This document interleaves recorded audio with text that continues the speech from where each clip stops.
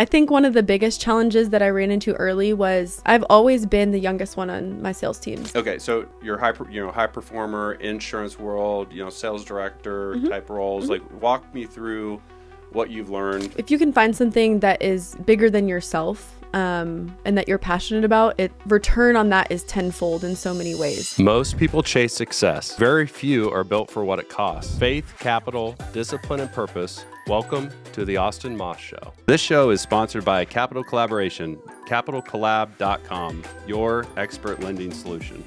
Today's guest is Alexandria. She's a high-performing insurance sales director, former college athlete, and a leader in one of the most mission-driven organizations in the country, Folds of Honor. In this conversation, we get into what it's like being the youngest person in the room, how athletics builds real-world resilience, and why giving back stops being a slogan when you attach it to something bigger than yourself. Let's get into this one. All right, welcome back to the Austin Moss Show. We have our guest, Alexandria, here, and welcome to the show. The Austin Moss Show, and I'm glad to have you. How are you doing? I'm doing great. Thanks for having me, Austin. Awesome. I'm excited for this. Awesome. So I'm going to just dive into things. We'll give a little background on you to start off, but we talked about kind of your career in insurance and kind of how your passion is there, and then that's from your career standpoint. But then you have this whole world with Folds of Honor and giving back, and kind of your more passions on the personal side. So maybe talk through. How did that come about? What's that look like to you? What's that look like to you and your spirit, and kind of what you want to do with those things, and how those came about? Yeah, so it's actually kind of interesting. Most of my friends actually think that I work full-time for Folds of Honor because I'm so passionate about it. I do have a full-time job. I'm a sales director for a large insurance carrier, and I have been in the industry for about a decade, and that's actually how I got into Folds of Honor as well. So I consider my professional career to be how I keep my competitive spirit alive from being a college athlete.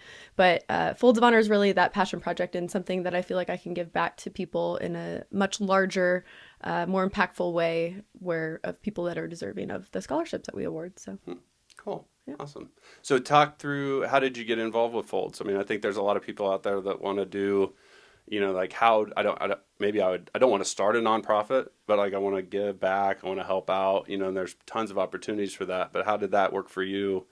How did that look how did you come into Folds of Honor? Yeah, so Folds has a phrase that we like to use often, and it's called synchronicity. And that's when passion meets purpose. And that's kind of how I fell into Folds of Honor. I actually started my full-time job right out of college. And within a month, the company or organization that I started with was actually hosting a golf tournament benefiting Folds of Honor. I had no idea what Folds of Honor was at that point. I just showed up. And once you hear some of the stories of some of these scholarship recipients and the people that you're impacting and serving, it's really, really easy mission to stand behind and to say, I want to be on board with that. And I want to help. How can I help? And I think, the easiest way to help is just find a way to get involved. We have a lot of different events, and we can dive into some of that here in a little bit. But, I would say if you're wanting to find something to give back to the community, find what area it is that you are really passionate about. And for me, I've always been really passionate about our military and first responders, and thanking them for what they're doing. Yeah, no, that's great. That's great. And so you mentioned sports. So you and you're tall. I was like, I has the only people that really I kind of get close to are like athletes. So as far as hitting legs and stuff, being 6'6", and how tall are you? I'm 5'10". 5'10". Yeah. So you played college. Talk us through that. What did you do in college? Yeah. So I played college basketball up at Missouri Western State University up in St. Joseph, and if that sounds familiar, it's probably because the Chiefs have their training camp there.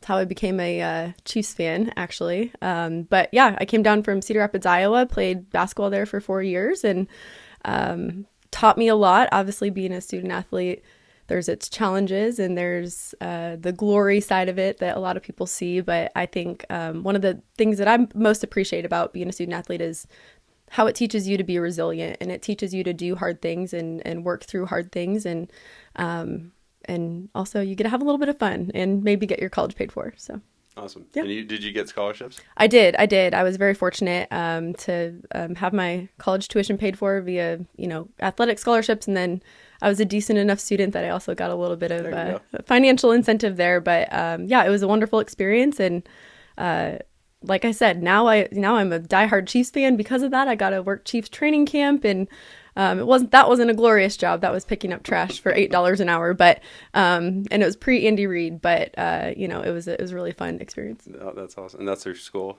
They probably had all the athletes coming out to help. Yeah, they definitely tried to pull the athletes just because they knew that we'd have a passion about what training camp ensues, and so we just. A lot of us were student athletes in some capacity, and our associate athletic director kind of handpicked a lot of us to work it. So I think I did that for 4 years or so. Awesome. It was really fun.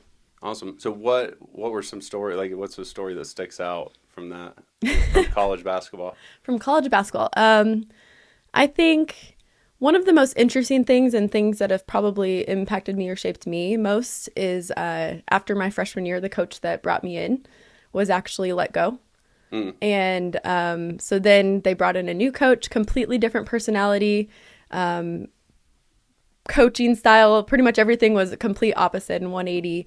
And so he, hosted kind of evaluations, we'll call them, to determine the existing players and where he wanted to take the team in the future. And he decided that, myself and 3 seniors were the only ones that were going to retain our scholarships. And it was interesting, going from shifting from what I thought my college experience was going to be like to being an athlete under a coach that was complete opposite of that. And it definitely taught me, as I mentioned earlier, how to do hard things and how to persevere through adversity and through, maybe not being considered someone's player that they brought in, but that they wanted to keep on. But it also allowed me, to really lean into other areas of the college experience as well. And ended up through my student athlete experience being the president of our student athlete advisory committee. And that had a nonprofit arm as well. So maybe that's in my DNA a little bit of wanting to give back and serve and find ways to contribute to other organizations. But I would say that's probably the most memorable and impactful to where I am today, and being, in sales. You hear no a lot, just like being on the basketball court and getting yanked for making a mistake or, turning the ball over. You kind of have to find a way to keep trekking on and moving forward. I love that. Yeah, I love that. Talking to the youth, right? So I'm involved with a startup that's, several things in and around youth sports, right? Mm-hmm. So a lot of youth sports watch different things, right? And so talking to that girl who, had aspirations in high school to go play college basketball and whatever else was going on in your head at that time with that, putting yourself back in that spot with NIL, with a business.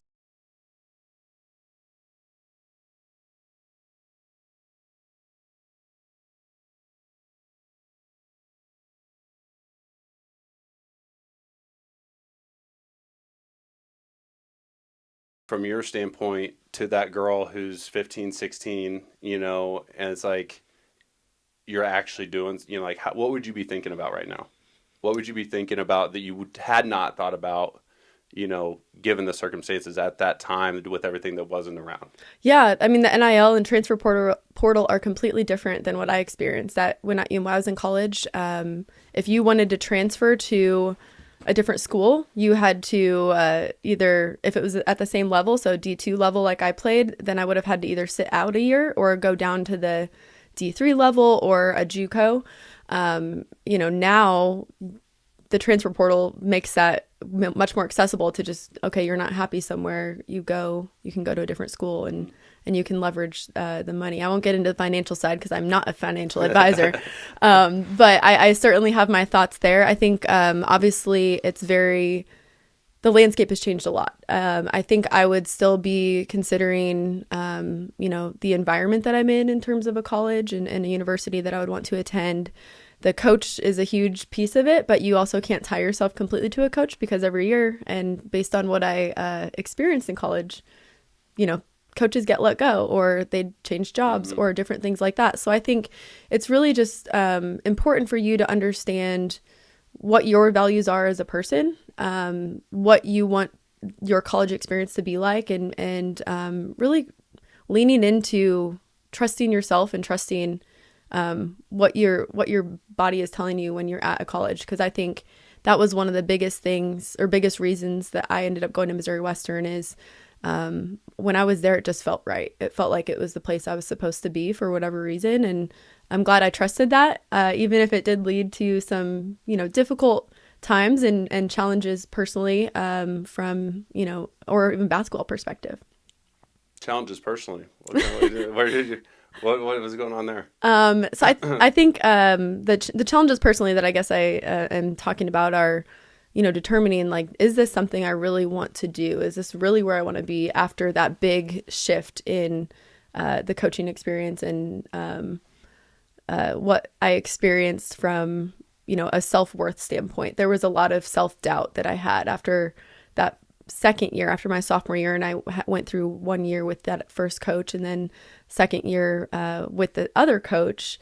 It was a completely different experience, and I had some relationships that I felt were kind of still tying me to the school, so that was a little bit of a challenge to try to navigate. Do I want to stay here just for these relationships that I've built and established, or do I want to maybe go somewhere where I have a different experience? And so I would say I'm glad that I stuck it out, because it really, really did teach me just really resiliency, and that there's a lot more to life than just the one challenging thing that you're seeing in front of you.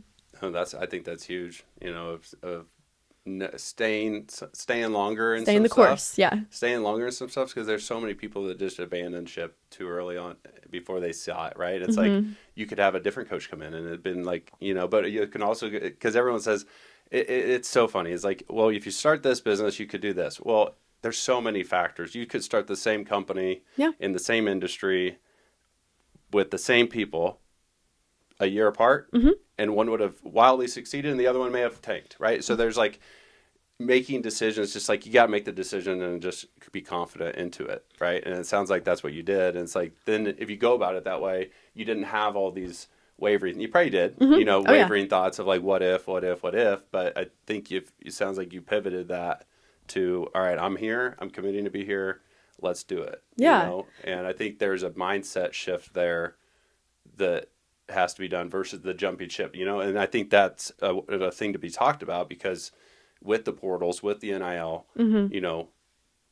these athletes have to start understanding the business side of it, right? And that's what we're trying to help with, like some of our youth sports is like, you may not go be the 1% NBA, NFL, MLB, whatever player, but the things you learn and the things that you can gain through like just everything you have to do in this world, especially now that we layer in NIL and we're being able to have this opportunity where schools are not taking it to teach these kids business acumen and negotiations and sales and just like how your worth is, right? Like a lot of NIL is around what your self-worth is and, not getting taken advantage of. And so I don't know where I'm going with that, but the youth sports thing is just such a passion of mine and improving that. But so I think that's a good segue into scholarships, right? So let's talk. Just for everyone on here, talk about Folds of Honor, just in general. What is Folds of Honor? What do they do? What are they involved? How do they give back? Absolutely. I could probably talk for 3 hours. I will try to keep it brief, but Folds of Honor is a 501c3 nonprofit that provides educational scholarships to families of fallen and wounded service members and first responders. Historically, we were founded back in 2007. It was primarily focused around military. And then back in 2022, we actually opened that up because we saw a greater need when it came to our first responders in the community. And, Kansas City, I'm very proud of this fact. Our founder he went to KU. So if there's any, Mizzou Tiger fans or K-State people listening, I'm sorry, but he did go to KU. He was in a fraternity there, and he also played golf. So you mentioned the PGA. So when Folds of Honor was founded, it was, just Dan in his garage in Grand Haven, Michigan. But then eventually the headquarters moved to Tulsa, just outside of Tulsa, Oklahoma. And the Kansas City chapter was established as the first chapter of Folds of Honor I did not know that. in 2011. So I'm very proud. I'm competitive. I like to be number one. Just kidding. But we are very proud. We are very proud of the fact that Kansas City was the first chapter that was established, and there's really close tie-in and roots to where Dan, Lieutenant Colonel Dan, went to college. Lieutenant Dan? Lieutenant, not that Lieutenant Dan. Okay. Dan Rooney. Dan Rooney. So he actually has a very interesting story too. He is a PGA golf professional, but also a fighter pilot. So he has two of the probably coolest jobs that exist out in the universe, and very humble guy. But he is the one that really started the Folds of Honor mission. While he was on a flight back to Michigan, he saw someone's remains that were being carried home on an airplane, and the pilot asked people to remain in their seats, and about 50% of the people got up and ended up leaving the plane before the Brock Buckland was, taken off the plane, and he saw his 4-year-old son at the time waiting for his dad's remains. And so it was really impactful, and that's kind of what sparked his mission. But yeah, so Kansas City it was the first chapter, and we now have 38 across the country. So it's a nationwide nonprofit that really is centered around how do we honor and serve these individuals who have made so many sacrifices for all of us, and they don't know our names. Mm-hmm. No, that's amazing. So on the scholarship side, talk through how that looks for the families and stuff. Like, what's maybe a story or so, like, of what you said these stories kind of hooked you in, reeled you in, right? Yeah. So maybe what was that story that you heard then, and then what's like one of the biggest stories, the biggest like things that you've seen happen through Folds that you're like, man, I'm so glad that like it's just confirmation, like I'm at the right spot, I'm helping the right people. But I think the thing that is interesting, so as a Folds of Honor board member, we are not paid. We're all volunteer based. And so there's times where, we're pouring our heart and soul into the mission, and it sometimes feels like a full-time job, especially with, how much time we dedicate to, talking to our local Kansas City community organizations or businesses to, get involved in some capacity.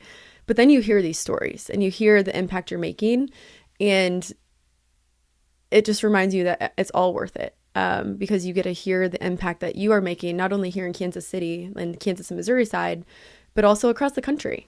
And I think one of the most impactful, I've heard her speak probably 10 or 12 different times. She's here local in Kansas City. She wasn't the first speaker I ever heard, but she is one of the first ones that I really got to know. Her name is Colleen Katzenberger. She's a dear friend of mine. I've known her for 10 years now. She lost her husband on his 8th deployment. And she was a nurse at the time, and they had, a son who was 3 or 4 months old. And Colleen will talk about how when she saw Jeremy walking to go to his 8th deployment, she kind of knew he wasn't coming home. And obviously at that time, being, having a brand new baby and trying to navigate the love of your life being killed, it's a story that every time I hear her tell it, she tells it in a different way depending on the setting we're in. And she's so good at bringing the Folds mission into how impactful it's been on her life. I've seen Everett grow up now. He's taller than me. He's probably close to your height, Austin. But he will be a future scholarship recipient. But I think one of the coolest things about her story is she actually was able to use a Folds of Honor scholarship to go back to school. She was, after this life-changing event, she was able to, or she was kind of wondering, what do I do? I'm not feeling called to be a nurse anymore. I'm grappling with what's next and how do I go and continue on with my life. And she actually was able to use a Folds scholarship to go and get her master's degree in education. And now she's teaching up in the Park Hill School District. And she is actually teaching kids who want to go into the healthcare world. So she was able to kind of bridge the gap of where her previous career was, and now she gets to make an impact through education. And That's awesome. yeah, so I would say that's probably one of my favorite stories. I don't want to say my favorite because every time I hear someone new speak, then you got to tell a second one then, so you don't have a favorite. Oh my gosh, not putting you on the spot. You told me, so oh I'm my sure gosh, you got a list of them. yeah, there's so many. I'm actually really excited about a speaker that we have coming for an event that's coming up here in February. Her name is Brooke Pearson. She lives up in the Pacific Northwest, and she has kind of a similar story to Colleen's, except hers is on the first responder side. And so I think it's really interesting to hear the first responder side of things as well when it comes to the scholarship recipients. Her daughter Alexis was actually the first responder scholarship recipient that once we opened that up in 2022. So really, really exciting. I feel like I don't want to tell you her story because you should all just come to that event. So what is the event? When is the event? The event is actually on Valentine's Day. And so we are leaning into, for love of country and the people who serve it. And we want to really highlight just, honor their sacrifice and educate the legacy is kind of this token Folds of Honor mission, where we want to make sure that the people who are sacrificing for our country, they're not being forgotten. So we're gonna continue to honor their legacy through education and keeping people or their kids or their spouses moving forward in terms of education that they want to pursue, and that also translates over to the trades and master's programs and secondary bachelors. And so it's not just limited to more traditional forms of education. Yeah. No, that's awesome. So it's here in Kansas City, February 14th? Yes, it's at the Grand Hall down in downtown Kansas City. Beautiful venue. We have about 300 people there on February 1st of this past year. Okay. And so we're expecting a similar turnout, and it's really fun. I'm a little biased because this event is my baby, but we started it in March of 2020, perfect timing. And that's great timing. Yeah. So we'll put stuff below, show notes, all that, tickets, event, all that registration. So you should make it real easy on everyone to get into that. Yeah. I guess I know what I'm doing on Valentine's Day now. There we go. You got your Valentine's Day plans. I love that though, because it's Valentine's Day is just kind of like ick. Yeah, and it's like just a hoopla, and it's crowded, and it's like I'd rather go do something that's like fun and enjoy something with people through love. Yeah. But not.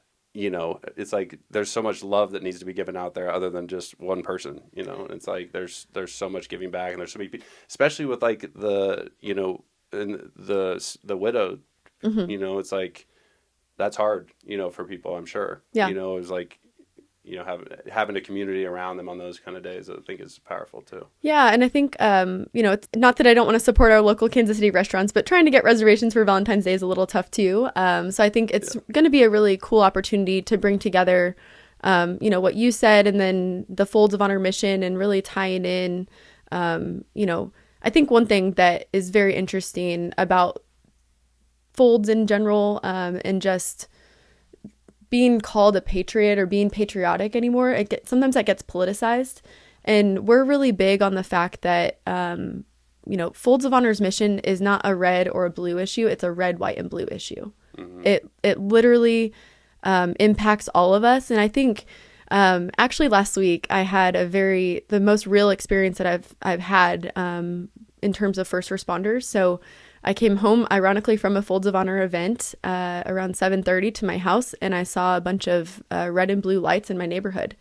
And one of my neighbor's houses was on fire.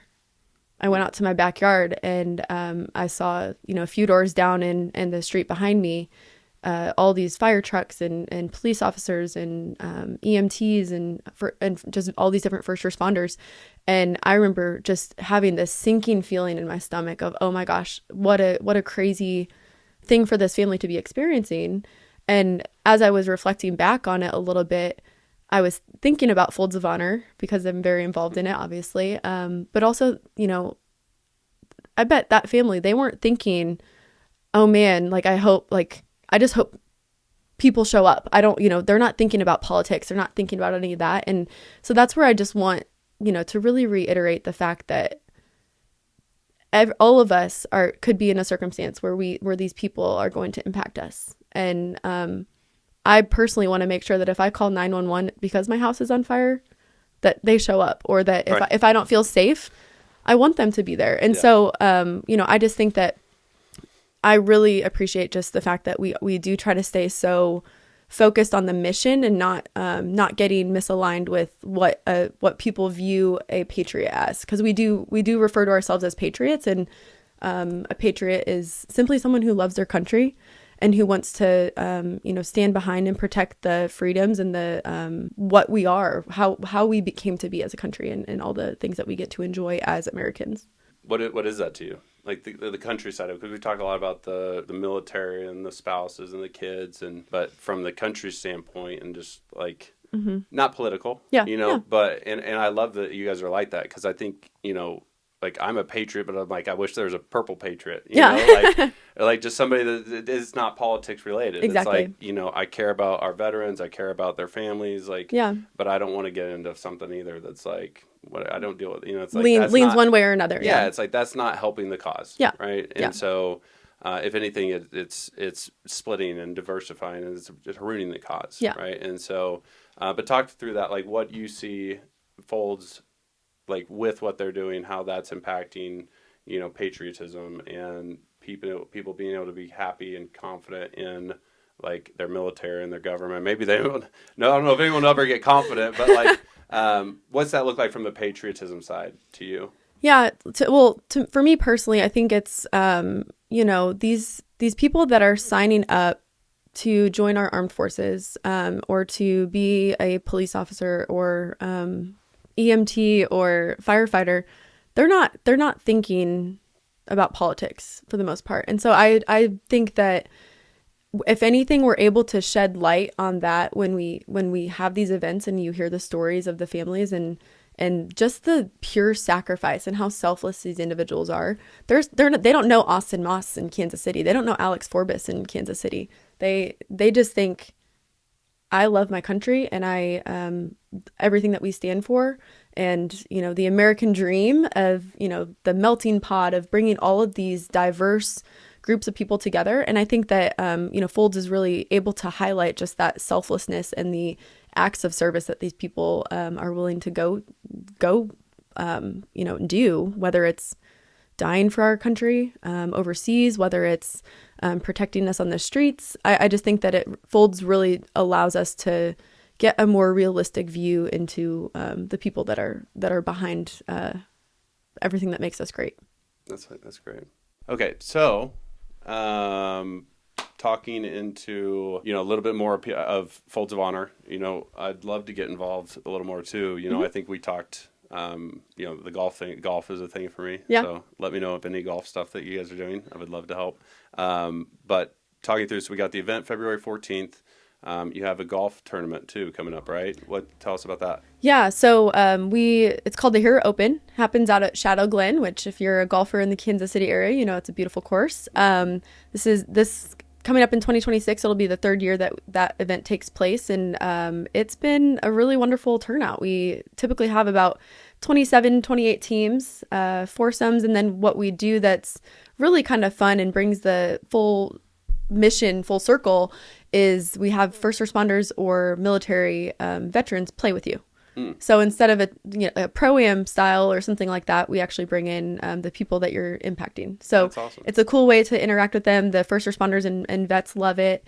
And we've had really great weather, so we'll cross our fingers for 2026. But we'll certainly be getting some information probably after the first of the year, first quarter, I would say, out and start soliciting teams and sponsors for that event. We also do a pickleball tournament. That's usually getting hot. That's getting hot. Pickleball is a hot thing. So we do a pickleball tournament that'll probably take place in the summertime. We don't have a date yet for that, but the Hero Open will take place. The golf tournament will take place in October. Okay. It's usually the first Monday of October. You guys just had that. How did that go? It went great. I think we're gonna net somewhere in $150,000 from that event, which is great, especially for only being the second year.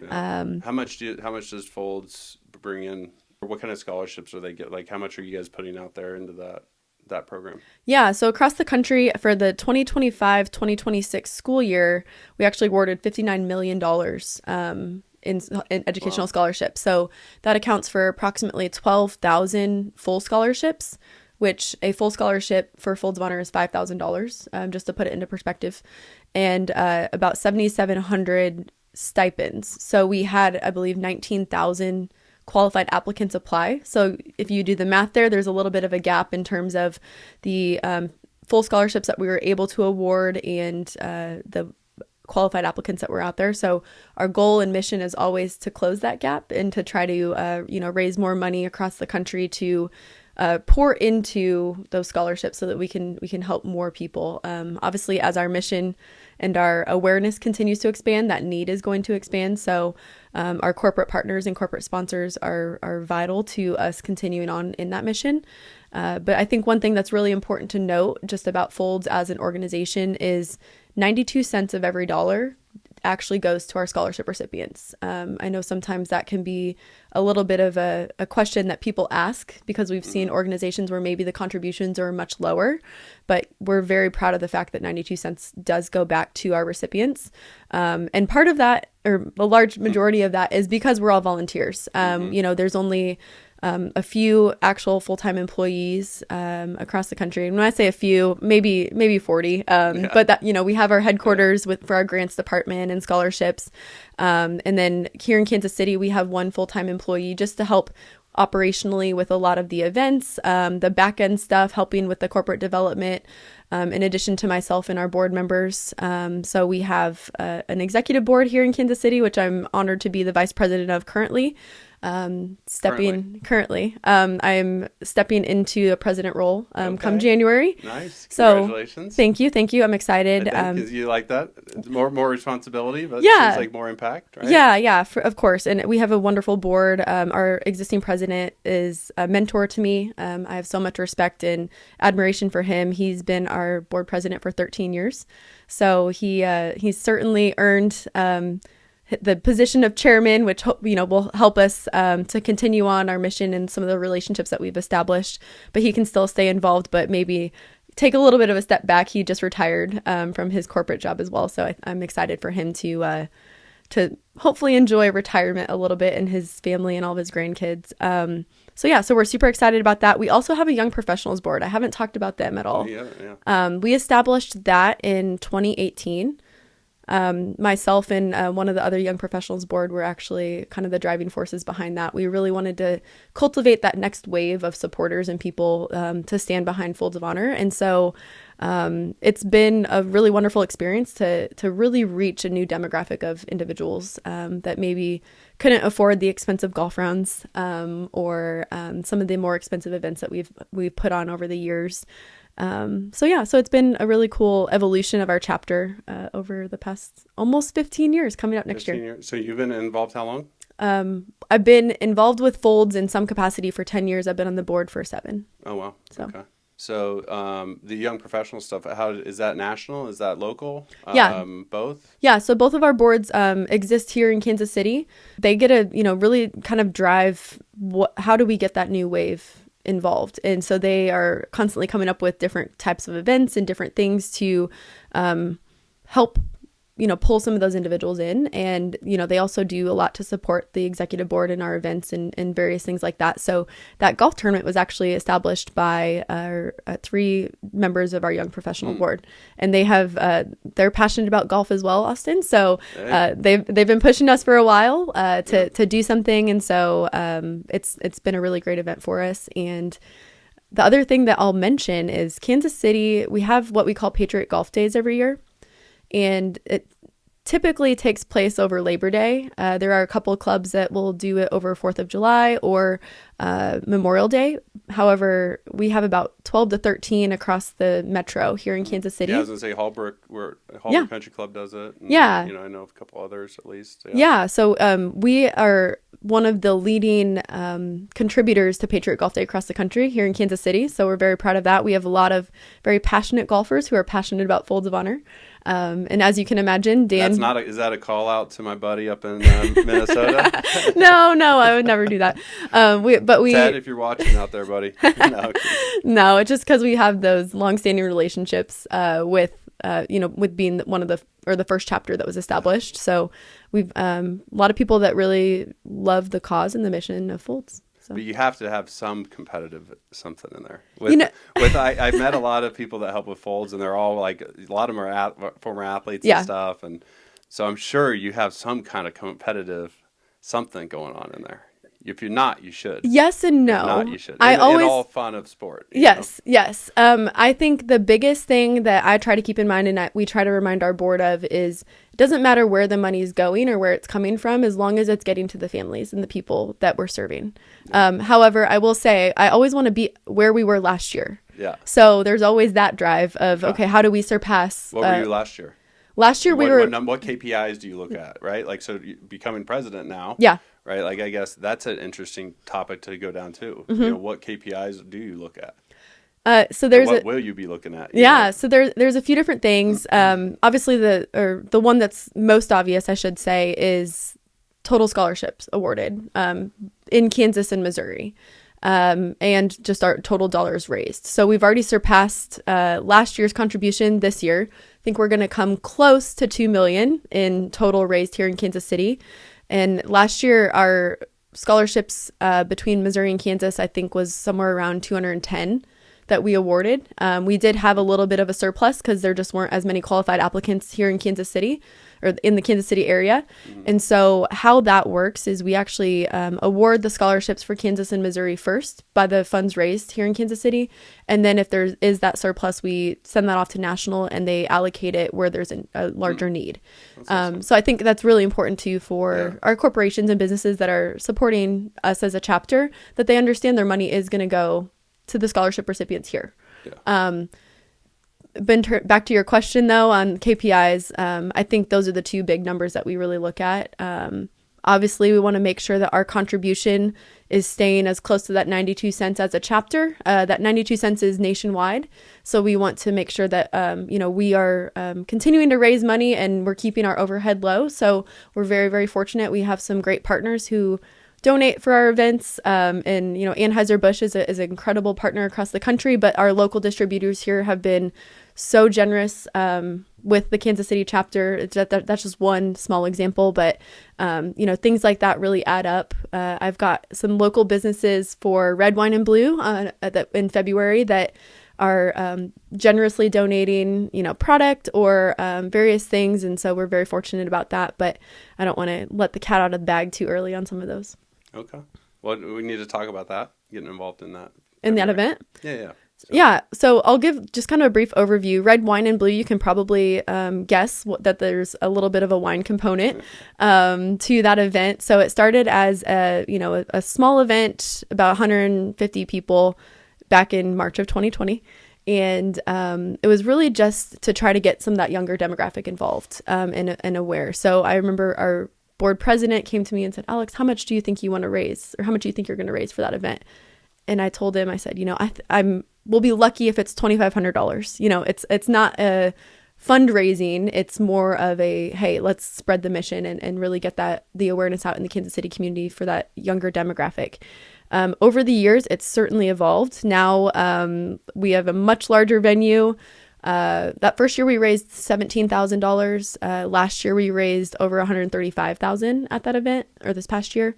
And we had 320 people. We've added a casino element. So if anyone likes to, play some blackjack or roulette or craps, there's definitely some fun there. We're bringing that back for 2026. There's other cocktails. There's mocktails. If you're someone who maybe doesn't drink, we want to make sure that we're being inclusive of, everybody's lifestyles. And then I think one of my favorite things is that we highlight some local restaurants. So I actually had a call earlier this morning with one of our caterers that will be catering the event, and he's been a supporter for many years. We're super excited to just really highlight local Kansas City. Can you tell who that is? If he supports? It's Chef Kansas City. So okay. he does in-home private dinners. He does some catering stuff. He's really, really wonderful. He's been involved and made donations, whether it's food or private dinners for our silent auction. He's been wonderful. So just don't take it. Leave him. Prioritize to fold, but Yes. if you want to hire him, He's wonderful. He will take he'd be yes. great. Yes. There We'll you also go. have Q39 there. Okay. One of my favorite 239. barbecues. I don't want to say my favorite because there's a lot of great barbecue here in Kansas City. You can't have a favorite. There's different things for different things. Yeah, You know? yeah. Different strokes for different folks. Yes. So it's a really, really fun event though. It's cocktail style, so it's not a formal sit down gala. Although you can, if you're a Freedom Table sponsor, you will be guaranteed a seat. Otherwise, you kind of have to just hopefully you wear comfy shoes and you're okay bouncing around and finding a seat where you can. But we still have some sponsorships available for that. So if anyone's interested, we'll certainly get that information over to you guys. Okay. Cool. I want to dive back into your professional career. We haven't talked much about that, but you do perform at you're pretty high level, high achieving. I've seen you at work. It is funny. We randomly run across each other in Los Angeles. We're supposed to shoot this podcast a week ago. Yeah. And I'm like, oh my gosh, I got to go to LA and da da da da. And then she's like, it actually works out better. No, I think it was the other way around. Either way, you're like, I have to go to LA. I'm like, okay, well then let's just postpone it. Yeah. So it worked out, and now we're doing it, which is great. Okay, so you're high performer, insurance world, sales director type roles. Like, walk me through what you've learned, right? Because and talk through what you got your degree in, right? Too. So what'd you get your degree in, and then how did that translate, and then what have you learned in this role, and kind of what that looks like to you. Yeah. So my college degree was actually health and exercise science. So nothing relating to sales, nothing relating to insurance. I did my my internship at Cerner actually back in the day. They had what they called their healthy fitness center. And it was a great experience. And I just kind of realized that maybe that wasn't what I wanted to do after college. But unfortunately, I had completed all of my tough degree courses. So my senior year was wonderful, and I got to take a lot of electives like basketball class, football class, rough. lifetime sports. So I was just going to move forward with that, and I ended up getting my first job here in Kansas City, and it's called a pharmacy benefit manager, PBM. In the insurance world. And I didn't even know how to spell PBM at that point. I had no idea what the heck it was. And ended up working there for about 5.5 years, moved from, a sales marketing support type position into a sales role. And, I was fortunate to be able to learn the industry and learn a lot of what I know now at that organization. Worked with some amazing people, very closely connected with many of them. One of them is my best friend, and then moved on to a different organization for about a year. And then ironically, one of my colleagues from that first job called me and said, "Hey, I'm over at Anthem," which is where I'm at now, and I talked to my boss about you, and he wants to talk to you. And I was like, "Well, what'd you tell him?" And why? I'm like, okay. And he basically said, well, I told him that you're hungry, you're a go-getter, all of that. And, he wants someone who's not going to be scared to just jump in and get after it. And so I was like, okay, well, that sounds about right. And so ended up talking to his boss, now my kind of boss. He's dotted line type of situation. And I've been over there for 4 years. And it's really taught me a lot. I think a lot of the skills that athletes have in terms of time management, in terms of resiliency, I know I've used that word a few times as we've been speaking, but really translate over to a sales role, because as I mentioned earlier, you don't have to, you're going to hear no, and you're going to have to just kind of put your big girl pants on, or big boy pants, I guess, and just keep trekking along and get through it if you want to be successful and if you want to actually get to yes. And so I think one of the things that I've realized that I really, really love about what I do is the relationships. I think I'm on an airplane almost every week. My friends know that. A lot of, the people that I'm close with know that. So that's how we ran into each other in LA. But I love what I do, and I love the fact that I get to go see so many wonderful people, both internally at Anthem, but then also externally with some of my broker and consultant partners. So I'm working with employer groups on their benefits, and working in conjunction with our medical sales team at Anthem. So. Love it. Love it. That was long-winded. I apologize. No, that's great. That's great. What are some of the fears you've had? What are some of the struggles or like anything, you know what I mean? Because a lot of times we just keep beating through the door, Yeah. and that's, I think, the power in being in sports, right? Yeah. Especially if you didn't lose all the time. Yeah. And you didn't win all the time. Yeah. And you were normal. Yeah. And you had wins and losses like normal people.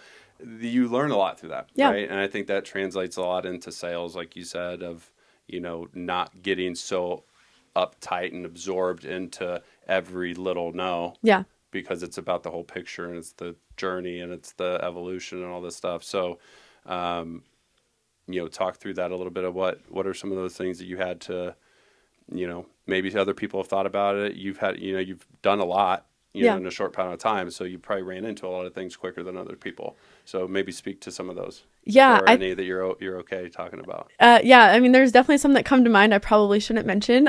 So I won't. But I think one of the biggest challenges that I ran into early was I've always been the youngest one on my sales teams. And sometimes that's great. And sometimes, especially early on when I was 25 and trying to call on, middle-aged people who had been in the industry a lot longer than I had, the credibility factor was something that I had to overcome because they would take a look at me, and I already look young, but they would take a look at me and say, "You don't know what you're talking about." And so, it really came down to... Would they say that, or you could sense they thought that? I had both experiences. Yeah. Maybe it wasn't as direct as that, but I have a tendency to be a little bit more direct. But it was more so like, well, you're just young. You haven't been in the industry type of comments. Mm-hmm. And so it really allowed or kind of pushed me to make sure that I was walking into meetings and into relationships with as much information as I could, to be able to speak intelligently about the conversation we were about to have, whether it was about products that we were offering for our employer groups, or brokers, things of that nature. I just wanted to make sure that I was as prepared as I could be. And I think a lot of that kind of goes back to being an athlete again, because, you watch film and you study offenses and defenses and different things like that. And so that I'd say that was probably one of the biggest struggles. Sometimes the travel can be tough. But like I said, I have really, really wonderful people that I get the pleasure of working with. And so that reinvigorates me, a little bit. I'm trying to think of Travel's so great. I'm like, I'll go through stints of a lot of travel back to back, which is a little frustrating and a little like tiring. Exhausting. It wears on you. It's tiring. But if I go too long without something to like spur me into that creative mode, and that like ability to force like mindfulness and force like digesting everything going on, and just take that space. So I love traveling and ideation, and I think there's just so much, you miss so much, and I feel like you get a little into these ruts if you don't get out and see what else is out there. Yeah, and I think just trying to stay grounded in all of that too. And it's really easy to hustle so hard and grind so hard in what you're doing professionally that you lose sight of maybe who you are, or you lose sight of what really drives you from a personal perspective. And so I would say that's maybe through that. Yeah, maybe another challenge. 2025 has been a very, very busy year for my organization. Always as a salesperson, you like when your pipeline is full. Let's just say our pipeline has been overflowing, which is a wonderful problem to have. However, capacity becomes a real thing, especially if you are traveling a lot or you have other things that are going on. It can very easily drown you. If you're not able to properly manage your time and stay grounded to what, who you are as a person and what your priorities are. So, I would say that's this year in 2025, that's been a little bit of a challenge, that I've had to overcome. I know some of my other sales directors across the country, we're a really, really tight team.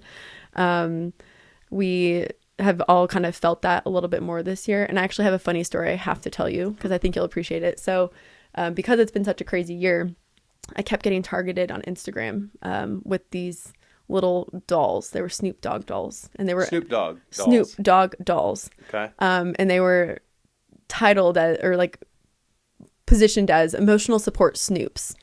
And I kept getting this Instagram ad. And so I was like, you know what? I was like, I'm going to get all my sales directors' addresses because we've had a heck of a year.